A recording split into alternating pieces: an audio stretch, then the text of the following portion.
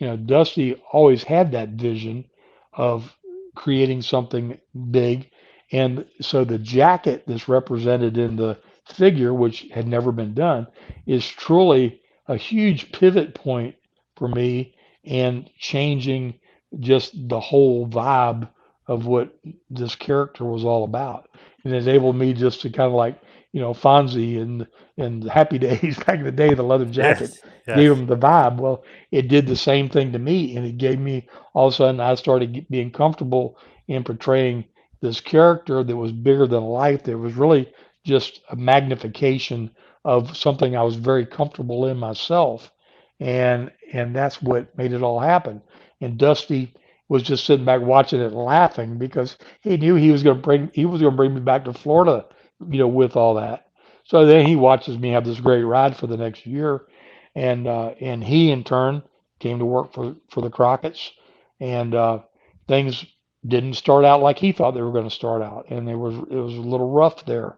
And Barry Windham had come in as the big babyface star, and they were starving. Those guys just weren't making any money, and Barry just up and left and went to New York and left them high and dry, and which was not well thought of by a lot of folks at that moment, as you can imagine. Yep. And Dusty calls me in the middle of the night, puts Jim Crockett on the phone with me, introduces us, and he says, if come take a chance on us, we will give you the greatest opportunity you could ever want to have in this business.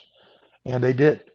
They were good to their word, and I left a place that was on fire, and we were selling out every night, and I'd had my first six-figure year in the business, and to go to a place where guys weren't hardly making enough money to buy beanie weenies, and but they took care of me from day one, and they gave me the keys to the Emerald City.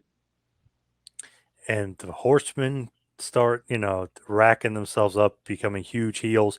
And you and Dusty were great foes for the Horsemen. I mean, it just goes perfectly together. We were, and then there was those James Boys guys. They were kind of interesting too.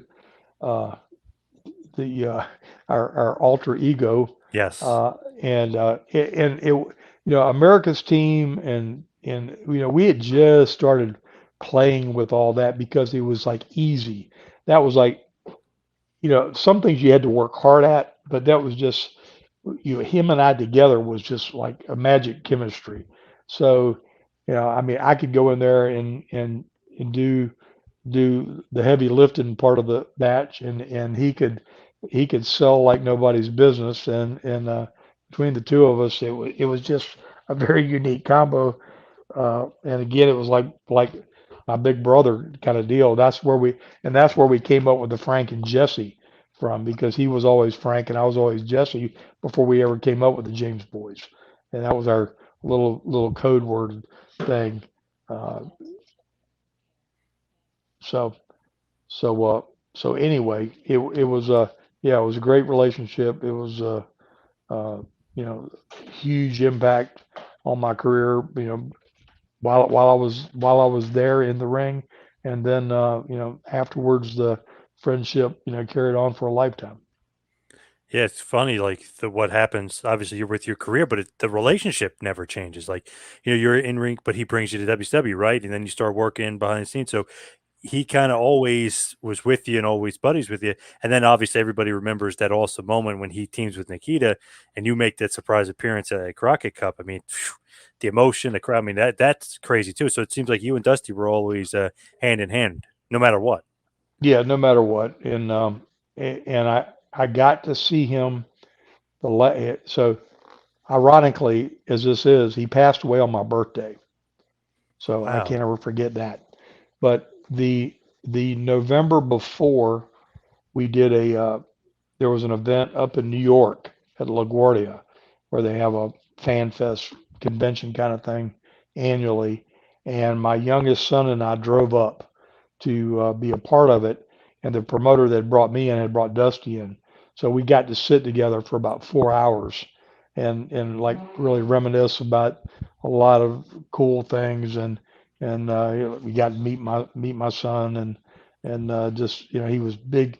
He was so huge on family. He loved his kids and his grandkids, and he really mellowed out over time, and what a great teacher he ended up being for all those kids at the NXT, because that's what he called them, his kids, because he mentored all of them. I mean, Charlotte Flair and Seth Rollins, and just countless folks that came through that system were all had the touch of Dusty put on them, and he was just amazing at helping people find what their inner mojo is to come out of your shell, and be able to present this character to the world, because that's what he'd done. He'd been a study his whole life. He'd watched the great ones, and he'd taken a little from this one, a little from that one, and molded some of his own magic around it. And then he got to where he was a teacher, he could help other people find that within themselves. With that too, obviously you're Cody's godfather. So I mean, you're literally, I mean, family, right? Right, right. So yeah, I was there the night he was born, and I was there holding him at his christening in Tampa, Florida. So yeah, the ties with he and I, and the family, and Michelle are deep. Thank you for watching the Hannibal TV. Please like this video if you enjoyed it, and click the subscribe button to not miss any of our latest shoot interviews, match videos, or news updates. Follow us on Twitter at the Hannibal TV for instant updates.